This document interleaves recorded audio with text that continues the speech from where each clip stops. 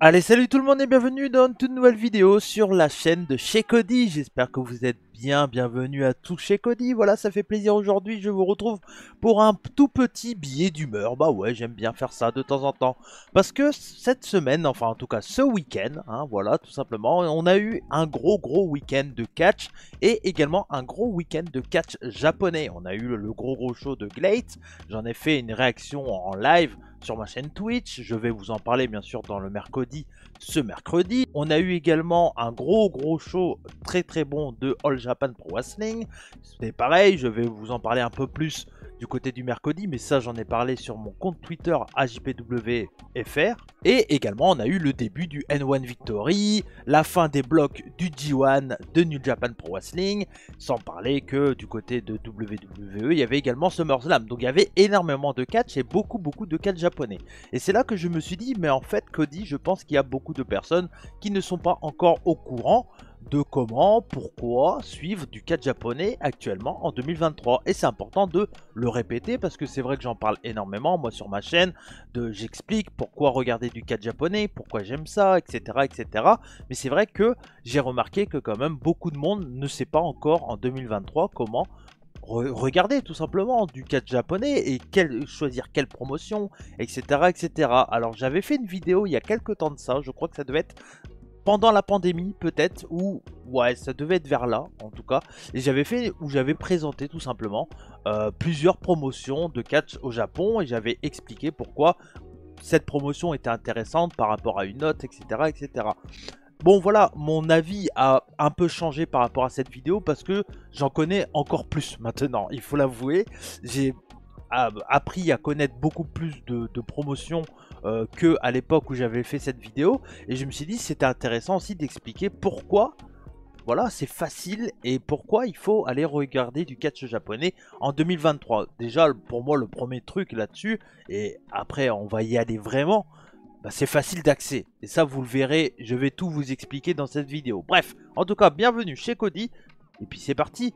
Plusieurs raisons pour aller suivre le catch japonais en 2023. On y va. Et comme je vous l'ai dit dans l'intro, eh ben, le catch japonais en 2023 n'a jamais été aussi simple d'accès pour nous, Français, tout simplement, ou Canadiens peut-être. Je sais qu'il y a des amis québécois qui me regardent. Et merci à vous. Et d'ailleurs, j'ai pas dit, mais... merci, 2000 fois merci, bah oui, 2000 abonnés, bah quoi, c'est pas mal quand même, moi j'en suis très fier, merci à vous. Et donc, comme je l'ai dit, facile d'accès parce que en 2023, regarder du catch japonais, bah il suffit de pas grand chose, il suffit d'avoir une connexion internet, il suffit de payer un abonnement network et là vous avez accès à du catch japonais assez facilement. Voilà, il y a plusieurs moyens qui sont accessibles. Il y a le New Japan World si vous voulez suivre NJPW, il y a le Wrestle Universe si vous voulez suivre 4 promotions, Noah Pro Wrestling, DDT, Ganbare, TGPW. Si vous êtes un peu plus Joshi, il y a le Stardom World. Mais moi, voilà, vous le savez, je suis un peu plus fan de Puroresu que de Joshi. Mais voilà, ça en fait partie, bien entendu, on n'oublie pas le Joshi. Bien entendu, si vous voulez suivre ma promotion chérie, il y a AJPW TV. Il y a également le BJW Core qui est accessible assez facilement pour nous Français. Il y a Dragon Gate également qui a un network et c'est pareil, c'est assez accessible. Sans oublier qu'il y a quand même pas mal de promotions indépendantes japonaises qui diffusent assez facilement et assez souvent sur YouTube gratuitement. Donc ça c'est important. Je pense par exemple à Glate ce week-end, il y avait un gros show au Sumo Hall qui était totalement gratuit, totalement du début à la fin. Le replay est d'ailleurs accessible, n'hésitez pas à aller voir sur la chaîne YouTube de Glate. Et pour ceux qui disent oui mais je connais pas, et ben le plus facile pour tout comprendre c'est d'écouter en même temps ma réaction en live. Le replay est disponible sur ma chaîne Twitch et ça vous permet de comprendre parce que j'explique à chaque fois qu'est-ce qu'il y a à savoir pour bien comprendre le combat, etc. Ça permet, bah voilà, c'est plus accessible. Et c'est mon but sur cette chaîne, c'est voilà, c'est de parler de catch japonais, de le rendre plus accessible et clairement de le rendre mainstream. Et c'est ce que je fais depuis maintenant pas mal de temps. Mais c'est vraiment la direction que la chaîne va prendre, c'est rendre le catch japonais plus mainstream. Et voilà, vous l'avez compris, c'est ce que j'aime. Je n'ai plus envie de m'embêter à regarder quelque chose qui me plaît moins. Donc tout simplement, bah, je vais parler uniquement de ce que j'aime, à savoir le catch français, faire des entrevues, et puis bah, parler de catch japonais. Ah oui, bah oui, c'est pas mal quoi. Donc voilà, et j'en oublie sûrement, il y a sûrement d'autres promotions qui sont accessibles. Bien sûr, n'hésitez pas à le mettre dans les commentaires. Me prenez pas de haut non plus, vous l'avez compris, je m'y connais un peu. Voilà, je sais que certains, quand on parle catch japonais, ils se prennent pour des cadors. Bon voilà, je connais mon sujet, hein, voilà, mais j'ai droit d'oublier, ça arrive. Il y a aussi une des raisons qui est bien aussi pour nous en tant que fans français, c'est que, alors de plus en plus de promotions, ce n'est pas le cas de tout, mais fait l'effort en tout cas, soit d'avoir des commentaires en anglais, soit d'avoir des comptes Twitter X accessibles et en anglais, où il y a des fans en France qui font des comptes en français sur ces promotions-là. Je pense totalement à mon compte, à JPWFR ou encore à BJW France, qui sont des comptes où voilà, ça parle en particulier d'une promotion, ça met les news en français, etc. Donc ça permet aussi d'avoir plus de facilité à comprendre une promotion. Et je pense également à beaucoup de comptes Twitter, que ça soit Wrestling with Honor ou encore Global Catch ou encore Vox Catch ou ce genre de compte Twitter qui parlent très souvent maintenant de catch japonais. Pour le coup, Global Catch fait l'effort de parler beaucoup de Noah Pro Wrestling, également de New Japan, Wrestling with Honor, c'est un peu pareil, parle un peu de tout, beaucoup de Joshi également, de Stardom, de TGPW. Enfin voilà, il y a vraiment pour tous les goûts, et c'est ça qui est intéressant dans le catch, c'est que chaque promotion est un produit unique, et ça c'est un point très important, c'est que vous allez regarder peut-être New Japan Pro Wrestling, mais vous n'allez pas regarder New Japan Pro Wrestling comme vous allez regarder Noah Pro Wrestling. On va dire, ou là où généralement on va dire que le style mainstream US se ressemble un peu, que tu regardes Impact, All Elite Wrestling ou encore WWE, la veine elle est un peu pareille quoi, voilà, tu sens que c'est un peu pareil, là où vraiment Noah Pro Wrestling, New Japan, All Japan, Dragon Gate, BJW, Freedoms, toutes ces promotions sont totalement différentes et pareil pour le Joshi, que ça soit Stardom, TGPW ou des promotions encore plus indépendantes comme Sendai, Marvelous ou ce genre de promotions, bah elles ont toutes leur style et leur façon de raconter le catch qui est un peu différent. Et c'est ça qui est fou dans le catch japonais, c'est que c'est ultra riche. Et ça fait tellement du bien de voir qu'en fait, bah, quand tu regardes un produit, tu regardes un autre, tu regardes pas le catch de la même façon. Rapidement, par exemple New Japan, c'est le côté un peu plus américanisé, mais ça date pas depuis uniquement il y a 5 ans, ça date depuis très longtemps, ça fait partie clairement de l'ADN de raconter des histoires un peu à l'américaine, vraiment, mais avec une culture à la japonaise. Voilà, c'est vraiment ça pour moi New Japan, et c'est un produit qui est très accessible, qui est facile d'accès avec le New Japan World. Tous leurs shows sont commentés en anglais et il y a beaucoup de youtubeurs, etc. qui en parlent. Donc c'est vrai que ça aide vraiment à l'accessibilité. Derrière, il y a par exemple Noah Pro Wrestling qui est également très accessible du côté voilà, la langue anglaise. Quand on ne parle pas japonais, c'est très simple. Tous leurs shows ou presque sont commentés en anglais. C'est disponible facilement sur le Wrestle Universe. Franchement, il n'y a pas grand chose à faire quand on veut comprendre Noah Pro Wrestling, même pour DDT ou encore pour Gunbaré et TGPW pour les 4 promotions de Wrestle Universe. Et pour DDT, alors c'est une promotion qui est un peu particulière mais qui est quand même très accessible, mais elle a un monde qui est assez à part, et c'est vrai que DDT c'est pas la promotion la plus accessible qu'on trouve, voilà par exemple, mais ça reste une promotion hyper cool, hyper intéressante et avec un produit totalement différent des autres, parce que là on est dans un côté très comédie en début de carte et très sérieux en fin de carte. Donc c'est vrai que ça permet d'avoir d'autres sentiments et d'autres façons de regarder le catch, parce que c'était Mike Bailey qui l'avait dit, DDT n'est pas là pour te donner du courage ou autre comme certaines promotions quand tu regardes du catch japonais, elle est juste là pour te divertir, et c'est peut-être ça le plus important au final. Et bien entendu, je suis obligé de parler de All Japan Pro Wrestling, qui est ma promotion de cœur, et elle est très accessible maintenant grâce un peu à ce que je fais aussi. Je pense, en tout cas, c'est ce que j'essaye de faire avec AJPWFR, le compte Twitter. Je suis presque à 300 abonnés, donc ça fait plaisir pour un petit compte qui parle uniquement de All Japan Pro Wrestling. Il y a beaucoup de japonais qui me suivent, donc n'hésitez pas à me suivre si vous êtes un français, quelqu'un qui parle français, à me suivre. Ça vous permet d'avoir toutes les news, toutes les informations qu'il faut.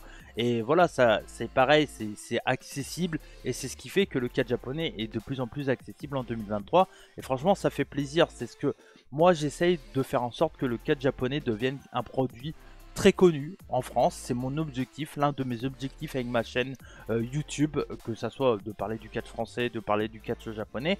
Et c'est vrai que avec un compte comme All Japan France, bah, je me permets des choses, d'expliquer, de prendre le temps d'écrire des textes pour expliquer des histoires, etc. Et c'est exactement également ce que je vais faire avec les histoires que je vais vous raconter sur les catcheurs comme par exemple Keiji Muto, que je suis en train de travailler en ce moment. Ça me demande beaucoup de temps. Mais voilà, il y a plein de trucs qui est fait actuellement en France, en tout cas dans la francophonie, pour parler du catch japonais. L'accessibilité a jamais été aussi simple en fait, c'est ça pour le catch japonais. Et c'est ça qui est important. Donc voilà, surtout n'hésitez vraiment pas à aller voir du catch japonais. Mais pour terminer cette vidéo rapidement, il y a un truc aussi qu'il faut comprendre quand on regarde du catch japonais, c'est que vous oubliez tout ce que vous savez du catch quand vous découvrez du catch japonais. Je m'explique un peu bien entendu. Vous le savez, généralement dans une promotion aux États-Unis, je parle des gros produits qui ont des shows télé ou des shows hebdomadaires, bah voilà, il y a des weekly et puis ça amène à un pay-per-view. Et là où c'est différent pour un show de catch japonais, c'est que au Japon, et ça marche pour toutes les promotions, il y a des gros shows qui sont amenés par des plus petits shows. Voilà, je m'explique. Par exemple, je vais prendre l'exemple de New Japan Pro Wrestling. On a un gros show. Et de là, il y a des petits shows qui racontent les histoires pour amener au gros show. Voilà, c'est tout simplement, c'est ce qu'on appelle les Road to pour New Japan Pro Wrestling et qui va amener après un gros show tous les mois, tous les un mois et demi, etc. etc. Et ça permet de savoir qu'est-ce qu'il faut regarder. Vraiment, quand on commence du catch japonais, pour moi, le plus simple, c'est de regarder uniquement les gros shows, essayer de suivre peut-être les news, etc. Mais généralement, le plus facile d'accès, et c'est ce qui importe le plus au Japon, c'est de regarder les matchs pour les titres. Voilà, vraiment, si vous voulez comprendre au maximum le catch japonais, c'est de regarder les matchs pour les titres, parce que c'est là qu'il se passe les possibles turns, les possibles moments importants de la promotion, et c'est pour moi quelque chose qu'il faut surtout regarder quand on veut se mettre à fond. Et il y a un autre point aussi, c'est que vous l'avez vu, il y a beaucoup de catch au Japon, vous ne pourrez pas tout suivre. Voilà, il faudra faire un choix, il faudra faire qu'est-ce que vous aimez le plus, parce que comme je vous l'ai dit, bah, chaque promotion est totalement différente, et c'est à vous, et vous seul, qui vous ferez ce choix-là.